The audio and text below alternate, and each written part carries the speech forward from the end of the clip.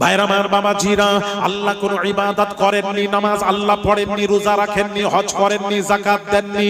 আল্লাহ হুকুম করেছেন বান্দা তোরা নামাজ পড়, রোজা রাখ, হজ কর, যাকাত দে। আল্লাহ হুকুম করেছেন, খবর নেই। 30 পারা কোরআন শরীফ এক জায়গায় খবর, তারপর হুকুম। ইন্নাল্লাহা ওয়া মালাইকাতাহু ইউসাল্লুনা আলান নবী, নিশ্চয়ই আল্লাহ ও তার ফেরেশতা নবীর উপর দুরূদ ও সালাম পাঠ করেন। এই আমলটা আল্লাহ করেন, নবীর উপর দরুদ ও সালাম আল্লাহ স্বয়ং পাঠ করেন। এটা আল্লাহ খবর।